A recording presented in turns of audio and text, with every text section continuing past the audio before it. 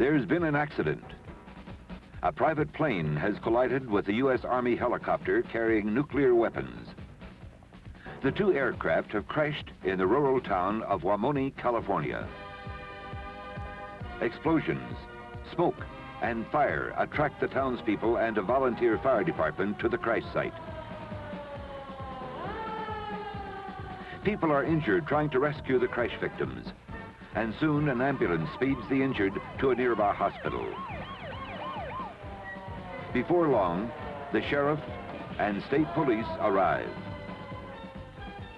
The press learns of the crash and videotapes it from the air. Closer inspection reveals that this is actually the Nevada test site, the setting for the exercise in responding to a nuclear weapon accident. The exercise will test the validity of the lessons learned and the corrective actions generated from the nation's first major nuclear weapon accident exercise held in 1979. This exercise will also provide for expanded participation by civilian emergency response agencies. California, in particular, has been invited to participate because it is widely recognized as having a well-organized emergency response capability.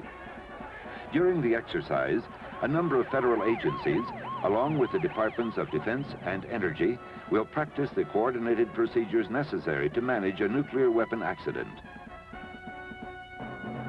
The exercise, NUWAX-81, has begun.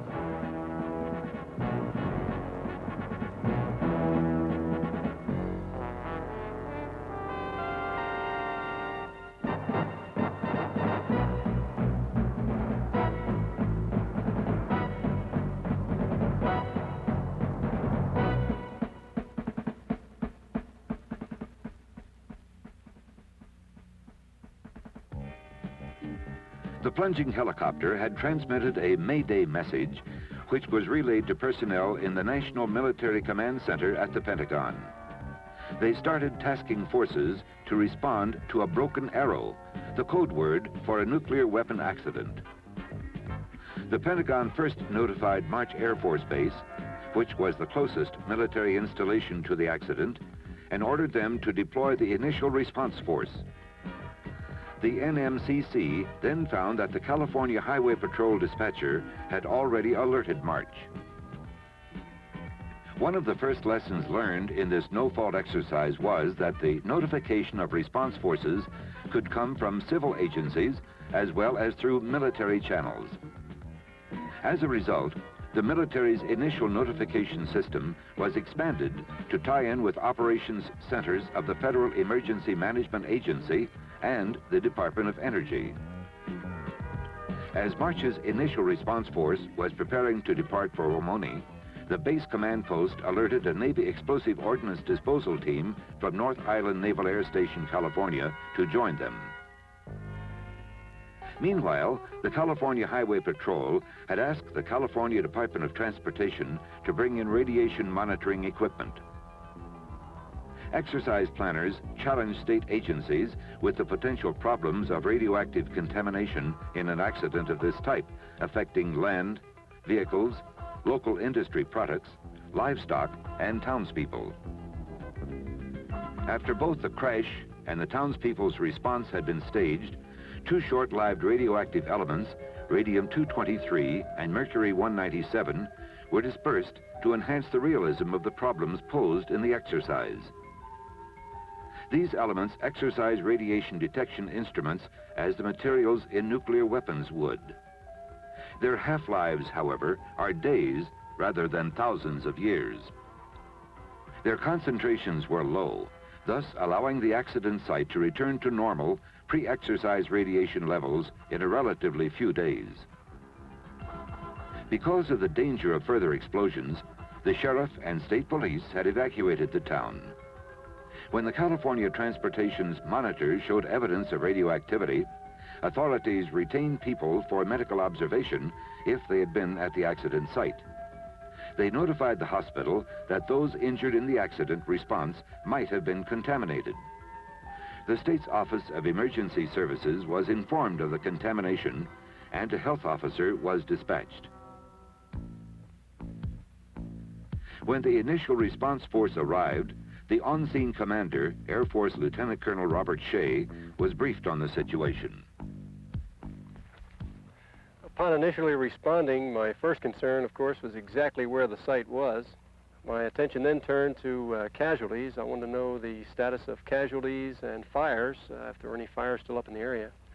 The policeman told me that they had already taken care of the casualties, that all the people that had been injured had been evacuated from the scene, and all the fires had been extinguished, and that all the fire department people that were in the area had been gotten out of the area. That allowed me to turn my attention then to establishing a security cordon around the area and radiological safety. One of his first duties was to secure classified material, but he had to contend with other immediate problems as well. The local townspeople expressed their concerns to his legal and public affairs officers. Throughout the exercise, an aggressive press demanded the authorities' attention. In this instance, the public affairs officer at the scene released a statement about the presence of hazardous but non-radioactive materials. Due to communications breakdowns, he did not know that the military authorities in Washington had already publicly confirmed the presence of radioactivity. Right at the initial response time, did not know that the Department of Defense had made a public release that weapons were involved. Ultimately, that proved to really be beneficial to us because it enabled us to be able to talk freely out on the site with the press people. The exercise pointed out the need for closer coordination between the response force commander at the scene and the National Military Command Center and other headquarters. While legal and public affairs officers responded to questions from local residents and the press, two newspaper photographers approached the accident site and took pictures that might have shown classified material. Although the Air Force personnel insisted on confiscating the film, it actually would have been up to the civil authorities or FBI to do so. This brought up a recurring point in the exercise. Who's in charge and who has jurisdiction? The initial on-scene commander established a national defense area to protect government property. This is essentially a military restricted area established on private land and within a civil jurisdiction. It was manned by perimeter guards, and during the course of the exercise, its legality was challenged by concerned citizens. This pointed out a need for the federal government to be prepared to explain to the public the necessity of such exclusion areas. The on-scene commander established some communications within 20 minutes of his arrival and immediately initiated weapon reconnaissance. The radiation monitoring team and the Navy Explosive Ordnance Disposal team soon accounted for 1 weapon, 5 casualties, and 3 cans of classified components. While teams continued the weapons search, the commander set up a contamination control station to control entry into the area. The National Military Command Center alerted the DoD's Joint Nuclear Accident Coordinating Center, or JNAC. The DoD JNAC, in turn, notified its DOE counterpart. The Department of Defense and Department of Energy's JNACs are located at Kirtland Air Force Base, New Mexico. These centers coordinate and dispatch specialized assets needed to deal with an accident, including air transportation. The DOE's JNAC alerted its accident response group and dispatched elements of the group to the accident site at the on-scene commander's request. They entered through the contamination control station and promptly identified a second weapon. The Federal Emergency Management Agency representative in the National Military Command Center helped coordinate the involvement of federal assets outside of the Departments of Defense and Energy at the national level. As an example, investigation of the accident had to be coordinated between the National Transportation Safety Board, concerned with the private plane, and the military. Since the Army had custody of the weapons at the time of the accident, the National Military Command Center directed the Army Operations Center to deploy a service response force to Omonee. This response force was commanded by Major General Alan Nord from White Sands Missile Range, New Mexico. specially trained response forces from around the country supported him. The hub of the Army's response force was the Nuclear Accident and Incident Control Team from Sierra Army Depot, California. Radiological control teams from the Army joined the Air Force Occupational and Environmental Health Laboratory to support the effort.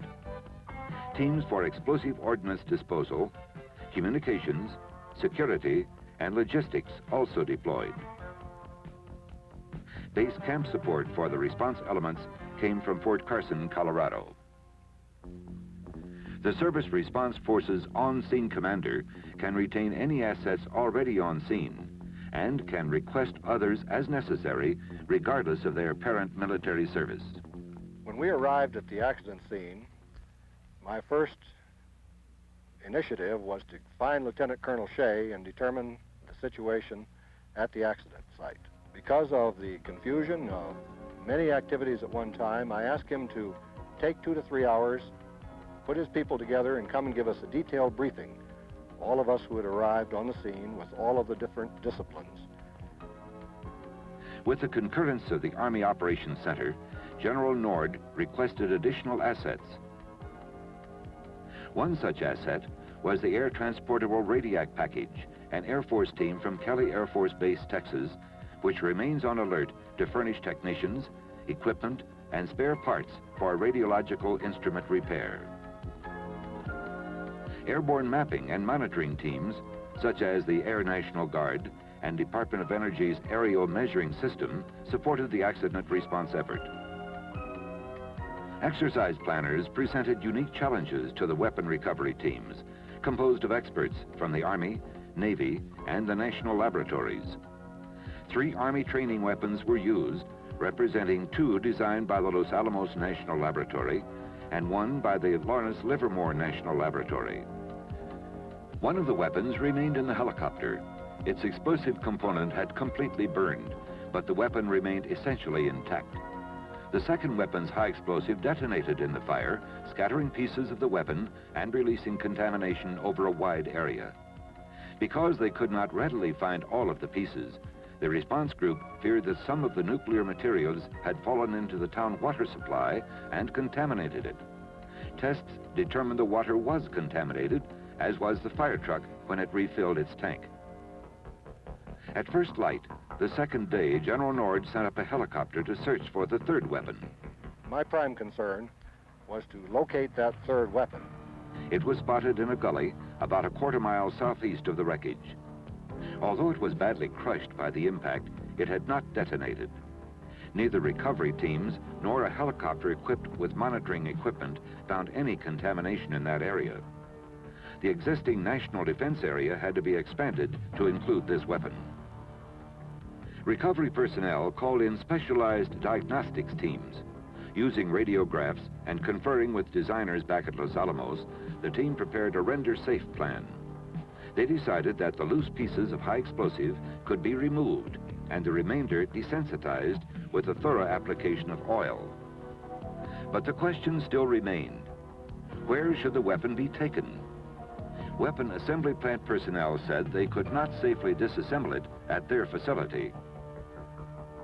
The Nevada Test Site Director was contacted. Would he accept the weapon, destroy it underground, and thus dispose of it? Yes, if it could be transported safely. The problem then was how to safely package the mangled weapon and remove it from Wamoni.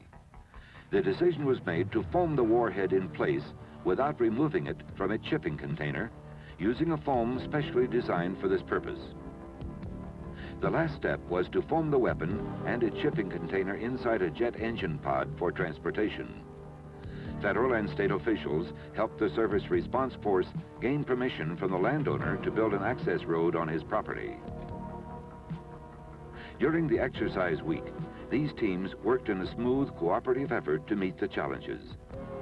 Exercise analysts recommended that in future recovery operations, the teams implement joint planning to include written procedures and to conduct dry runs under the direction of the Senior Explosive Ordnance Disposal Officer. Players discovered that a can containing classified components had been opened and that an item was missing. While personnel made a house-to-house search, the on-scene commander asked the Federal Emergency Management Agency to call the FBI. The FBI coordinated with the security forces and local authorities to help recover the souvenir. Communications caused a number of special problems. One, induced by the exercise artificiality of the Nevada test site location, was that no real commercial telephone system existed. In addition, sophisticated Department of Defense satellite communications assets, which would be provided in the event of an actual accident, could not be made available for an exercise at that time. Most problems resulted, however, from a combination of equipment incompatibility, equipment failure, and independently established communications centers. It was so difficult to establish a secure message capability that even after General Nord's arrival, secure messages had to be sent by courier to the nearest military base for transmittal. In the future, an immediate link needs to be available between the accident site and the various military and civil command centers to allow direct transmission of classified information. While each response element deployed with sufficient capability to satisfy its own needs, the composite requirements of the joint response effort at times overloaded the individual communications centers. The lesson is to identify and inventory the communications assets of each response element as it arrives, so that these assets might be shared when needed. Inventorying and sharing assets is also applicable to command and control, radiological safety and health physics, medical coordination, and public affairs. Leaders of these elements need to caucus to become aware of each other's responsibilities and assets. The DNA Nuclear Weapon Accident Response Procedures Manual catalogs available support and recommends procedures for responding to a nuclear weapon accident. Exercise NUWAX-79 demonstrated the need for this publication, and lessons learned from NUWAX-81 helped refine the manual. The problems of radiological contamination were interesting and varied. The possibility existed that the meatpacking plant and the produce market were contaminated, as well as the water supply and the cattle. Some of the injured rescuers and some of the firefighters received contamination. One resident expressed concern about the possible effects of radiation exposure on her pregnancy. The on-scene commander funneled most of these concerns through the California Office of Emergency Services to the proper state and local health agencies. The Federal Emergency Management Agency contacted the Food and Drug Administration with regard to contaminated food products. In addition, the commander's legal staff set up a claims office and handled problems such as those caused by impounding local products within the national defense area. It is evident that response forces must be prepared to meet a variety of legal problems, and that they will need experienced legal personnel to handle them. California response personnel sampled soil and air around the perimeter, and the Army asked them to establish a bioassay program to screen the townspeople. This brought to light the need for more effective coordination among military, federal, and state radiation control elements. Data collected should be pooled and reported in a standardized measurement unit. This data can then be used by a combined advisory staff to plan a total health physics program. Doctors with the response force need training in the coordination of various organizations responding to radiological health problems. Additionally, responding medical personnel must be trained to handle contaminated patients. They should also be aware of the expertise available from the Army's Radiological Advisory Medical Team, which specializes in this type of health hazard. The public affairs officers of the various response agencies had established a joint information center at the base camp by the end of the first day of the exercise. They held frequent joint news conferences to keep news media representatives and townspeople informed. The center functioned in a cooperative manner, but demonstrated the need to revise some present planning. It was also evident that additional support personnel and equipment were needed. The aggressiveness of reporters and concerned citizens became a security problem for the on-scene commanders. The initial response force security was especially handicapped by being too small to effectively cover the large national defense area perimeter. Lieutenant Colonel Shea, therefore, requested support from military and civil police. This security force must be capable of rapid augmentation and may need radiological protective clothing and equipment as well. A demonstration one afternoon grew into a potential riot. General Nord requested more perimeter guards and sheriff's deputies and ordered extra security placed around the weapons. A water cannon was positioned at the gate. Some people acting as demonstrators penetrated the area and MPs removed them. During the demonstration, the Assistant to the Secretary of Defense for Atomic Energy, Dr. James Wade, paid a visit and was surrounded by actors playing demonstrators and the press. Dr. Wade had expressed a vital interest in the accident, and General Nord gave him a thorough briefing. In general, I think Dr. Wade found that the exercise was fulfilling its objectives, and he found great interest in all of the technical aspects, legal aspects, and public affairs as well. Visitors to exercise NUWAX-81 were accommodated in two separate sessions, one for the real press and one for officials of the agencies involved in the exercise.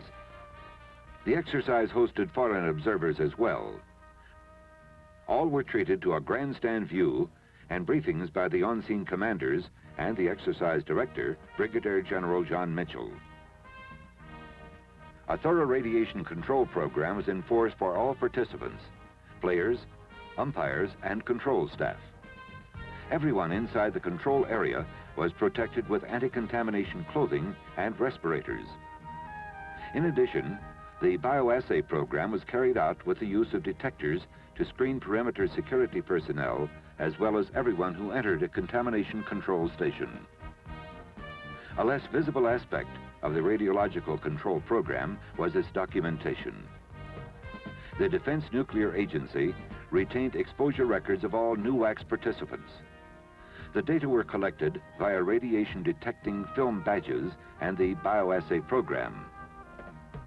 Of the 1,400 participants in the exercise, the only persons receiving even a measurable amount of radiation were some of the control staff's contaminant spreaders.